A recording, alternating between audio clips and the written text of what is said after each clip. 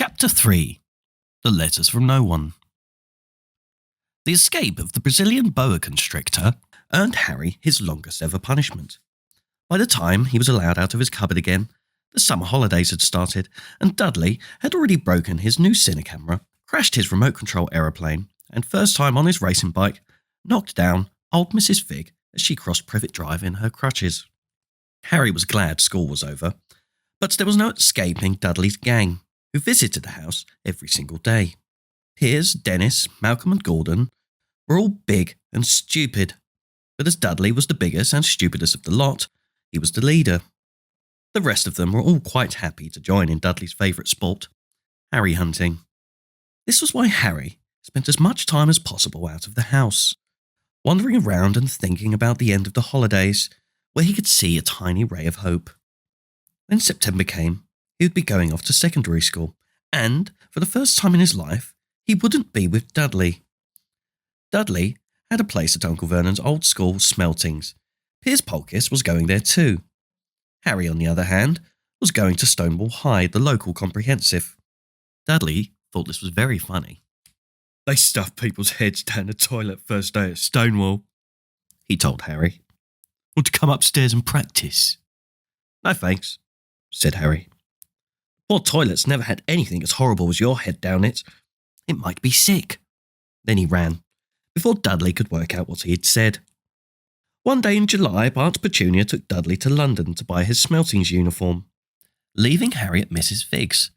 Mrs. Fig wasn't as bad as usual. It turned out she'd broken her leg tripping over one of her cats and didn't seem quite as fond of them as before. She let Harry watch television, gave him a bit of chocolate cake that tasted as though she had had it for several years. That evening, Dudley paraded around the living room for the family in his brand new uniform.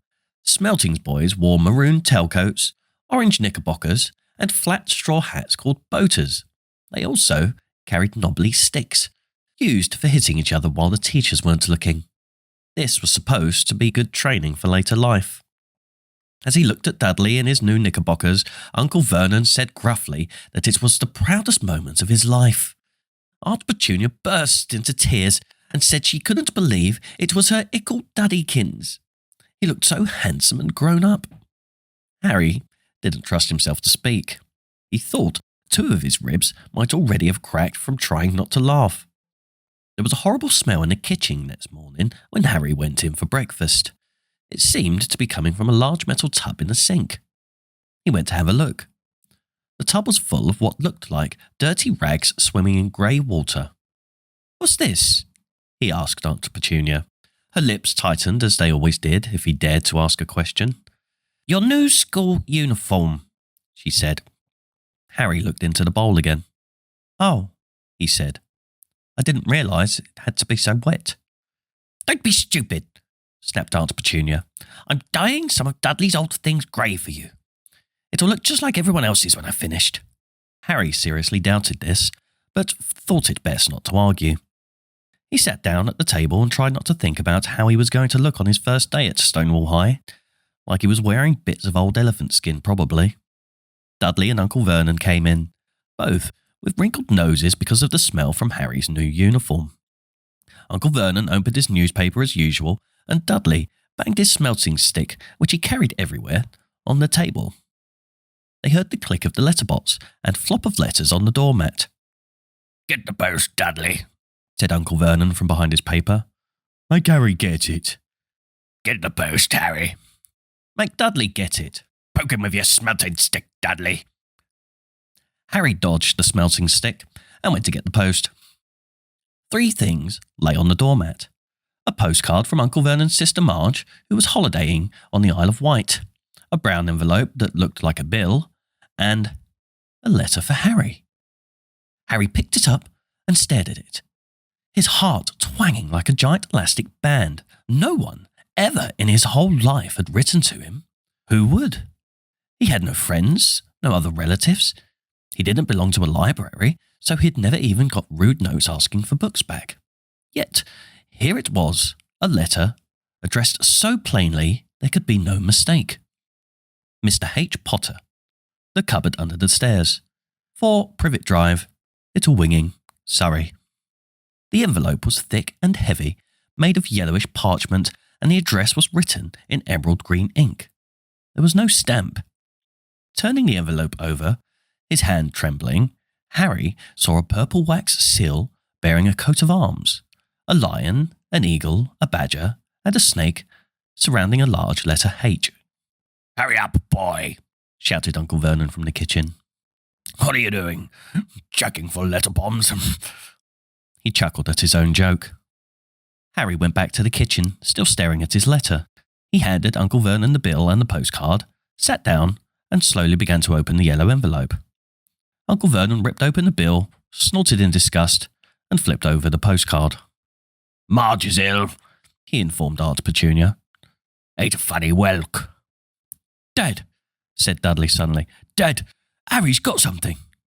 Harry was on the point of unfolding his letter, which was written on the same heavy parchment as the envelope, when it was jerked sharply out of his hand by Uncle Vernon.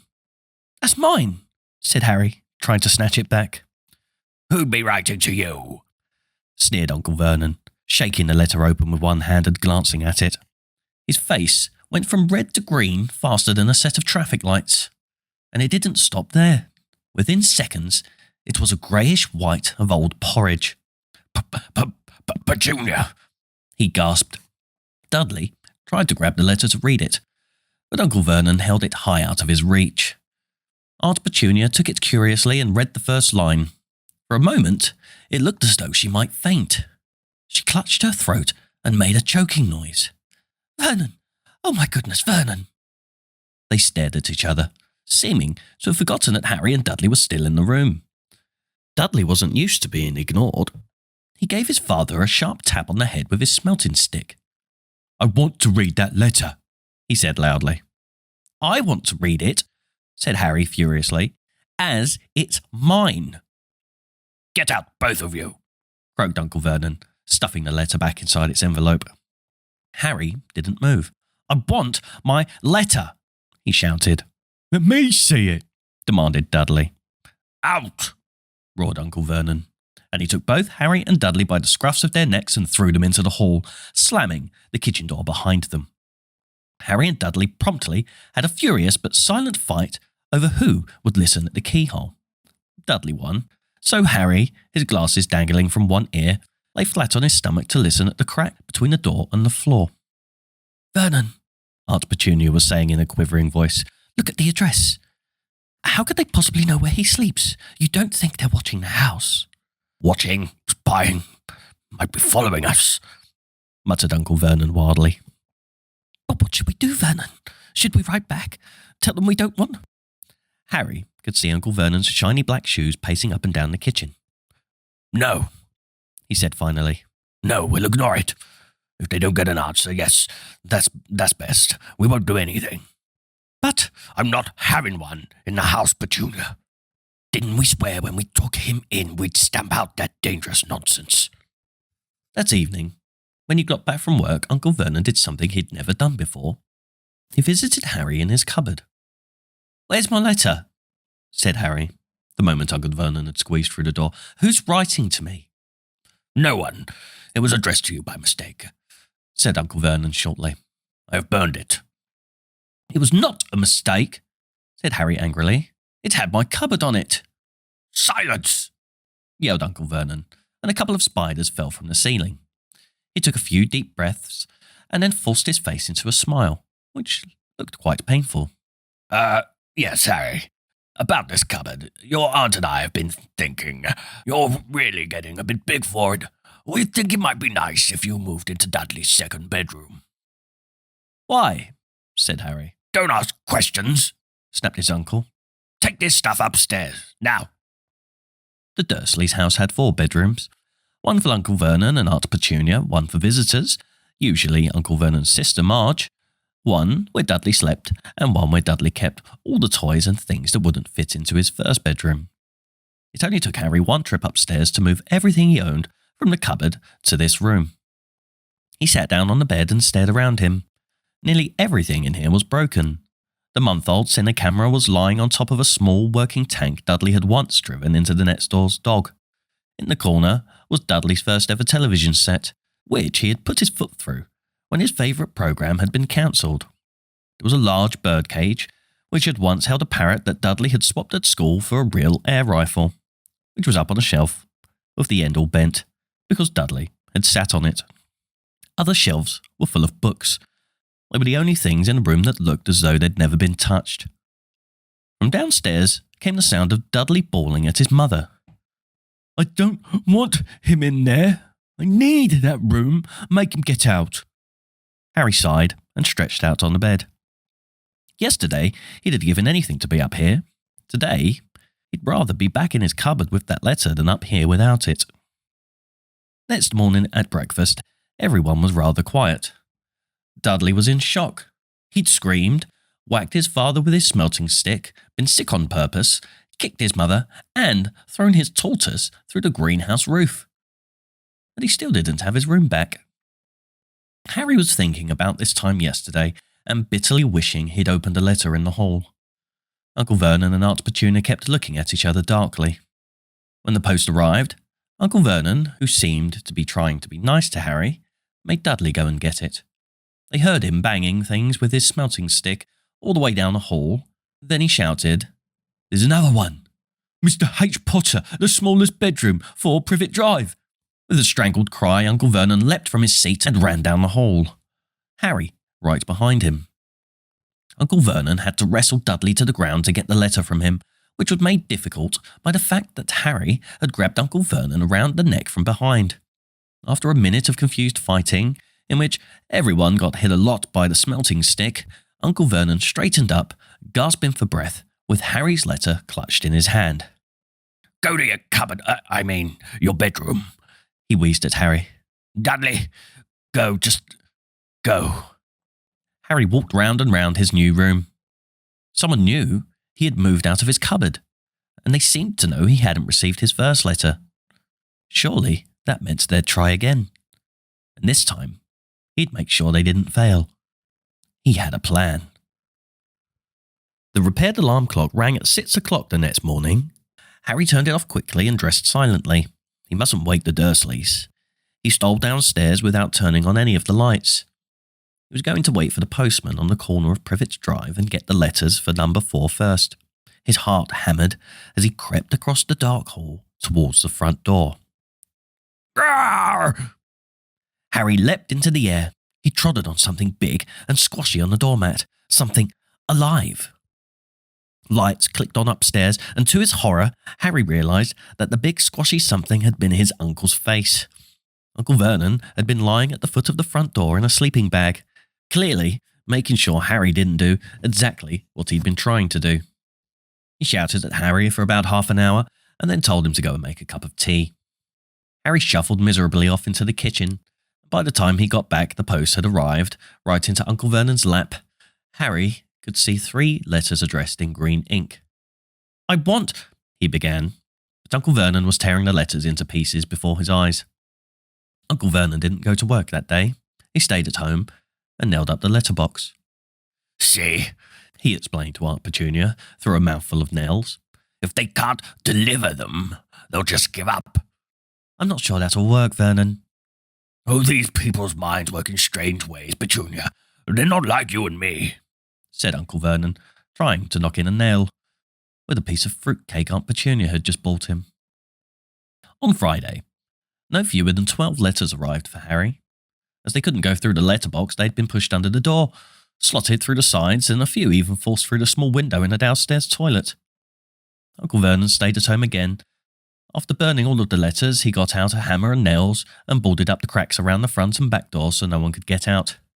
He hummed Tiptoe Through the Tulips as he worked, and jumped at small noises.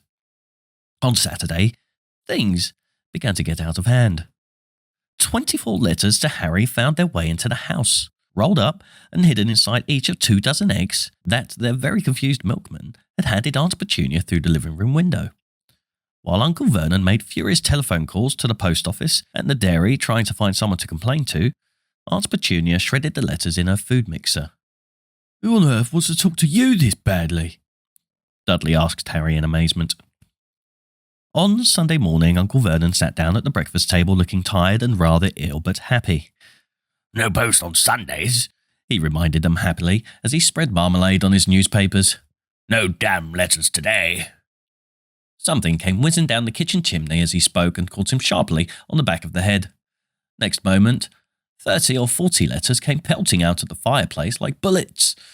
The Dursleys ducked, but Harry leapt into the air trying to catch one. Out! Out! Uncle Vernon seized Harry around the waist and threw him into the hall. When Aunt Petunia and Dudley had ran out with their arms over their faces, Uncle Vernon slammed the door shut. They could hear the letters still streaming into the room, bouncing off the walls and floor.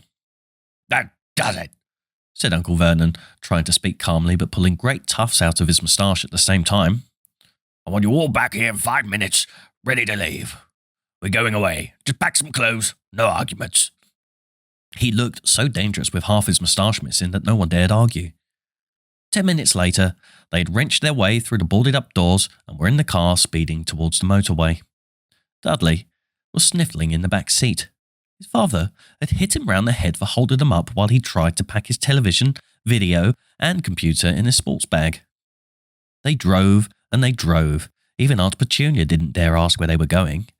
Every now and then Uncle Vernon would take a sharp turning and drive in the opposite direction for a while. Shake 'em off. Shake 'em off, he would mutter whenever he did this. They didn't stop to eat or drink all day. By nightfall, Dudley was howling. He'd never had such a bad day in his life. He was hungry, he'd missed 5 television programs he'd wanted to see, and he'd never gone so long without blowing up an alien on his computer. Uncle Vernon stopped at last, outside a gloomy-looking hotel on the outskirts of a big city. Dudley and Harry shared a room with twin beds and damp, musty sheets. Dudley snored, but Harry stayed awake, sitting on the windowsill, staring down at the lights of passing cars and wondering. They ate stale cornflakes and cold tinned tomatoes on toast for breakfast next day. They had just finished when the owner of the hotel came over to their table. "Excuse me, but is one of you Mr. H. Potter? Only I've got about 100 of these at the front desk." She held up a letter so they could read the green ink address. Mr. H. Potter, room 17, Railview Hotel, Cokeworth. Harry made a grab for the letter, but Uncle Vernon knocked his hand out of the way. The woman stared. "I'll take them," said Uncle Vernon, standing up quickly and following her from the dining room. "Wouldn't it be better to just go home, dear?" Aunt Petunia suggested timidly hours later, but Uncle Vernon didn't seem to hear her. Exactly what he was looking for, none of them knew. He drove them into the middle of a forest, got out, looked around, shook his head, got back in a car, and off they went again. The same thing happened in the middle of a ploughed field, halfway across a suspension bridge, and at the top of a multi-storey car park. "Daddy's gone mad, hasn't he?" Dudley asked Aunt Petunia dully late that afternoon. Uncle Vernon had parked at the coast, locked them all inside the car, and disappeared. It started to rain. Great drops beat on the roof of the car. Dudley snivelled. "It's Monday," he told his mother. "The Great Umberto's on tonight. I want to stay somewhere with a television." Monday. This reminded Harry of something. If it was Monday, and you could usually count on Dudley to know the days of the week because of television, then tomorrow, Tuesday, was Harry's 11th birthday. Of course, his birthdays were never exactly fun. Last year, the Dursleys had given him a coat hanger and a pair of Uncle Vernon's old socks. Still, he went 11 every day. Uncle Vernon was back, and he was smiling. He was also carrying a long, thin package and didn't answer Aunt Petunia when she asked what he'd bought. "Found the perfect place," he said. "Come on, everyone out." It was very cold outside the car. Uncle Vernon was pointing at what looked like a large rock way out to sea. Perched on top of the rock was the most miserable little shack you could imagine. One thing was certain. There was no television in there. "Storm forecast for tonight," said Uncle Vernon gleefully, clapping his hands together. "And this gentleman's kindly agreed to lend us his boat."